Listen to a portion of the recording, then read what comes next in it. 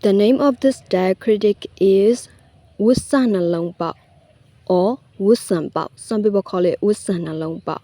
Burmese has mainly three tones, and I will be using grave accent for low tone and acute accent for high tone. For the sound a or schwa, I'll be using this symbol. Do you remember these two? Yecha. They make the sound a. So what if I add Wusanalongbao? Ka yecha Wusanalongbao ka ka ka ka ka ka ka ka ka ka ka ka ka ga ga ga ga ga ga nga nga nga nga nga nga a a a